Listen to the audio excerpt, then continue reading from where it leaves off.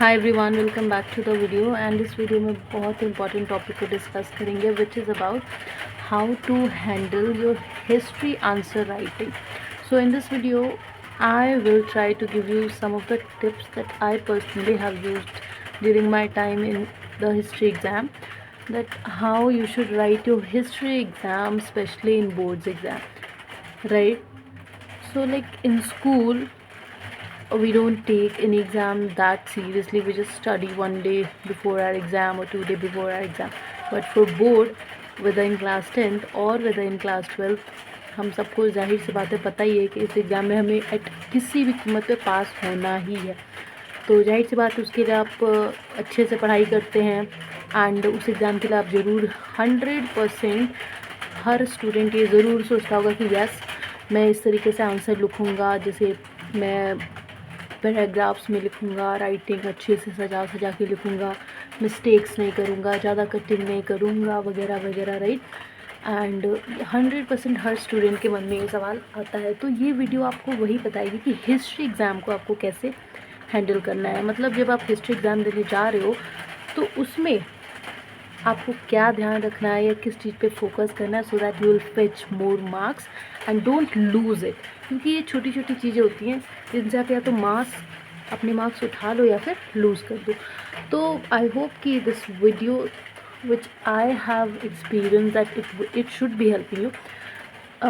अगर हेल्प होगी आपकी तो I will be really happy. And let's understand some of the points that you should definitely have in your mind before going to your exam, so that you will make yourself used to this while answering your exam, right? So the first point is evidence and examples. History एक fixed चीज़ है जो एक particular time पे एक particular event में के रूप में हो चुकी है. तो जाहिर सी बात है उसमें कुछ एड ऑन होगा नहीं, क्योंकि जो चीज़ हो चुकी है वो हो चुकी है. जैसे एग्जाम्पल समझिए, जो हमारा पास्ट है वो बीत गया, वो वापस तो नहीं आएगा. अब जैसे मैंने यही बात बोली है 1 सेकेंड पहले, तो क्या मैं अपना 1 सेकेंड वापस ला सकती हूँ? नहीं ला सकती. तो आप वही समझिए कि जैसे पास्ट जो समय बीत गया वो कभी वापस नहीं आ सकता. उसी तरीके से हिस्ट्री में जो चीज़ हो चुकी है उसमें कुछ ऐड नहीं कर सकते. हाँ, ये होगा कि वैसा कोई नया सर्कमस्टांसेस आएगा, तो अगर हम चाहें तो जब हम पढ़ेंगे तो वी कैन लिंक कि यस उस पर्टिकुलर टाइम पे वो हुआ था. अब जैसे जब गांधी एरा था, जब इंडिपेंडेंस लेनी थी इंडिया को, तब टेक्नोलॉजी बहुत कम थी, लेकिन आज के टाइम पे टेक्नोलॉजिकल एडवांसमेंट बहुत ज़्यादा है. तो जब हमारा टाइम बीतेगा और जब हमारी जनरेशन आएगी तो उनके लिए हम लोग पास्ट होंगे, हम लोग हिस्ट्री होंगे. तो हिस्ट्री एक फिक्स्ड इवेंट है जो अकर हो चुका है, उसमें कुछ ऐड नहीं किया जा सकता, राइट. हाँ, भले ही उसमें ऐड ऑन कर सकते हैं, लेकिन उस सेम सिचुएशन को आप बदल नहीं सकते. जो जैसा हो चुका है वैसा हो चुका है. तो इसीलिए सबसे पहले जब भी आप हिस्ट्री का एग्ज़ाम देने जाते हो तो इस चीज़ का ज़रूर ध्यान रखें कि आप एविडेंस एंड एग्जाम्पल्स लर्न कर ले, ठीक है, क्योंकि वो बदलेगा नहीं, वो सेम ही चीज़ है जो आपको लिखनी होगी. नेक्स्ट इज़ फैक्ट्स 109% हिस्ट्री बनी फैक्ट से होती है.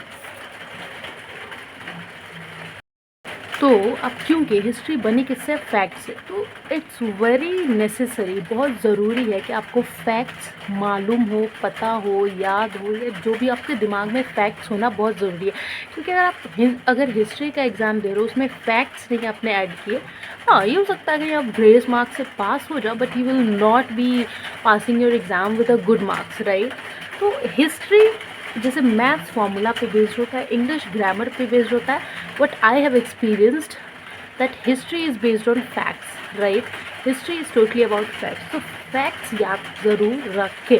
अब फैक्ट्स क्या होते हैं? जैसे इंडिपेंडेंस से ही एग्जाम्पल लेते हैं, क्योंकि हिस्ट्री जब भी हम सोचते हैं तो हमें मतलब हमेशा इंडिपेंडेंस ही याद आता है, इंडियन इंडिपेंडेंस, राइट.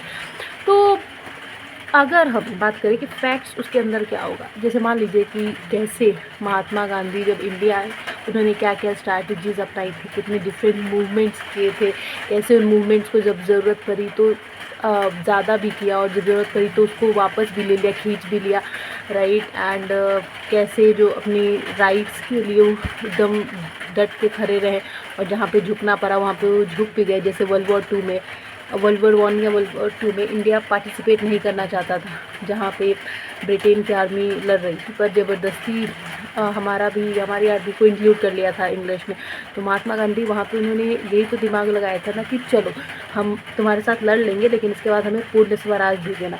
तो ये क्या है, ये सारे फैक्ट जो यूज़ किए गए थे। तो हिस्ट्री में facts, for me history is equal to facts and facts is equal to history. तो फैक्ट्स आपको 100% मालूम होना चाहिए, then only your answer would be looking like yes, this is something that history is talking about. Next point is time period. History में time period आपको मालूम होना बहुत ज़्यादा ज़रूरी है, जिसको हम लोग क्रोनोलॉजिकल ऑर्डर भी कहते हैं। जैसे सबसे पहले अगर हम बात करें civilization, Indus valley civilization India में स्टार्ट हुई थी। फिर उसके बाद से मान लीजिए डिफरेंट एम्पायर्स बने, जैसे Mauryan empire, Mughal empires and many more, right, Vijayanagara empire, कितने सारे एम्पायर बने। तो आपको पता ही नहीं होगा कि किस टाइम पे मौर्यन एम्पायर बना, किस टाइम पे मुग़ल एम्पायर बना, किस टाइम पे विजयनगर एम्पायर बना, किस टाइम पे इंडस वैली सिविलाइजेशन बना, किस टाइम पे अर्ली वैदिक सिविलाइजेशन बना। तो आप कैसे समझेंगे कि यस इस उस टाइम पे उस एरा में ये था, उस एरा में ये था। अब अगर हमें पता ही नहीं है कि इंडिया का जो इंडिपेंडेंस मूवमेंट था वो किस टाइम पे हुआ, तो हमें कैसे पता, हम कैसे किसी को बताएंगे कि यस इट वाज ड्यूरिंग 1935 और 1937 और 1947, कैसे हम बता सकते। अगर हम टाइम पीरियड ध्यान से नहीं रखेंगे, अपने दिमाग में रखेंगे, तो आप कैसे कह सकते हैं कि इंडिया को 1947 में ही आज़ादी मिली थी। अब तो कुछ भी बोल दो। इसीलिए हिस्ट्री जो एक पास्ट इवेंट है जो बीत चुकी है, उसके लिए टाइम पीरियड भी दिमाग में रखना बहुत ज़रूरी है।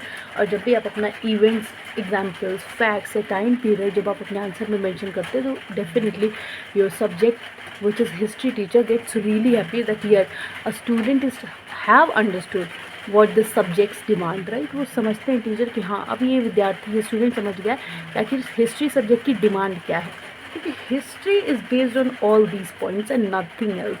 whether we talk about evidence, whether examples, facts, time period, Kings के नाम हो गए, राइट, किंग्स के नाम। जैसे अगर मुग़ल एम्पायर की बात करें तो मुग़ल एम्पायर में tirelessly they were very good rulers. For example Akbar, Babur, Aurangzeb, the most powerful king of Mughal empire, Shah Jahan. तो ये सब डिफरेंट किंग्स थे जो एक ही एम्पायर के अंदर कितने पावरफुल, कितने एबल, कितने कैपेबल रूलर्स थे। तो अगर हमें याद some inspiration, we can have an idea कि यस इंडिया में ऐसे ऐसे भी बहादुर राजा रहे हैं जिन्होंने इंडिया पे रूल किया है। सो किंग्स के नाम याद करना रहना आप आंसर लिखने के टाइम, तो obviously it's most important thing, ज़रूरत है ये। जैसे अगर आपको बुखार है, आपको डोलो खाना ज़रूरी है, उसी तरीके से हिस्ट्री का जब एग्ज़ाम दे रहे हैं, जहाँ पे सिविलाइजेशन की बात कर रहे हैं, जहाँ पे एम्पायर की बात कर रहे हैं, तो वहाँ पे किंग का नाम लेना वो डोलो का ही काम करेगा। तो definitely keep that in your mind. Next is territorial boundary. अब जैसे मुगल एम्पायर ऐसा एम्पायर है जो ऑलमोस्ट उसने ऑल ओवर इंडिया पे रूल किया था। पर और भी कुछ एम्पायर्स रहे हैं जैसे कि विजयनगर एम्पायर, वो सिर्फ साउथ इंडिया तक ही सीमित रहा। तो ये दो एम्पायर थे, अलग अलग एम्पायर थे, लेकिन एक पूरे सेंट्रल लेवल पे रूल किया और एक सिर्फ एक पर्टिकुलर रीजन पे रूल किया। तो आपको पता होना चाहिए कि यस जो एम्पायर है इसका टेरिटोरियल बाउंड्री क्या था, दूसरे का क्या था, या जो सिविलाइजेशन हुआ उसकी बाउंड्री क्या थी। तो basically in history territorial boundary also play important role, कि किसके पावर में या किसके हाथों में कैसी और कितनी टेरिटरी या किस रीजन की टेरिटरी थी। Next is main character and it's contribution. जैसे अगर हम बात करें, जब भी हम मुग़ल एम्पायर की बात करते हैं, सबसे पहले हमारे दिमाग में आता है बाबर, फिर अकबर। हुमायूं का नाम थोड़ा सा ऐसे डगमगा के आता है। जब एम्पायर की बात होती है सबसे ज़्यादा या तो बाबर या फिर अकबर और औरंगजेब, इन तीनों का तो नाम बच्चा जानता है, हु हैव स्टडीड हिस्ट्री। तो अब ये जो पर्सनैलिटीज़ हैं, ये जो कैरेक्टर हैं, इन्होंने हिस्ट्री में बहुत कुछ कंट्रीब्यूट किया है। तो इनका कंट्रीब्यूशन समझना is what the teacher ask you in exam. यही तो पूछते हैं वो कि भाई अकबर ने क्या किया था, बाबर ने क्या किया था, या औरंगजेब ने क्या किया था, राइट, क्योंकि औरंगजेब उनका सक्सेसर था पर अकबर तो इससे भी ज़्यादा टैलेंटेड एम्पायर था।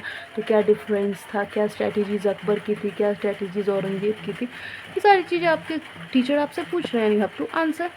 जस्ट आपको ये तो समझना है कि कैरेक्टर्स क्या थे, उन्होंने क्या कंट्रीब्यूट किया in Indian history, right. Next is avoid points paragraphs. History में पैराग्राफ्स ज़्यादा यूज़ करें एज़ कम्पेरिजन टू पॉइंट्स, क्योंकि हिस्ट्री एक तरीके की कहानी की तरह है जो चीज़ बीत चुकी है, तो आपको पैराग्राफ्स में प्रेफर करना चाहिए, is what I personally feel. तो पैराग्राफ्स में आंसर लिखो। Next is main event and its place. जैसे बैटल ऑफ प्लासी हुई थी, इसमें सिराजुद्दौला जो बंगाल के नवाब थे, फिर जब बाबर इंडिया आया था तो बैटल ऑफ पानीपत जीता था। तो मेन बैटल्स, मेन इवेंट आपको पता होना चाहिए और किस जगह पे। अब जैसे बैटल ऑफ पानीपत के थ्रू बाबर ने इंडिया में मुग़ल रूल को इस्टेब्लिश किया था, तो पानीपत इवेंट प्लेस हो गया और इवेंट बैटल ऑफ पानीपत। उसी तरीके से बैटल ऑफ प्लासी, प्लासी बंगाल में एक जगह है और प्लासी का युद्ध हुआ था, तो मेन इवेंट एंड उसके प्लेस याद करना इज़ वेरी वेरी ज़रूरी इन हिस्ट्री। बहुत मतलब ये एक डोलो का काम करेगी, ज़रूरी ही है, इसके बिना तो काम चलेगा ही नहीं अगर आपको अच्छे नंबर लेने हैं। और पास भी आप तभी होंगे, हाँ बहुत ही कोई ज़्यादा ही महान, कोई बहुत ज़्यादा ही दरियादिल जो टीचर होते हैं, अगर आप ये सारी चीज़ें नहीं यूज़ करोगे तो कहीं आपको पास कर दे, वरना तो मुश्किल होता है, क्योंकि जब डिमांड ही, अगर मैथ्स में आप एक वर्ड गलत कर रहे हो तो नंबर जा ही देना।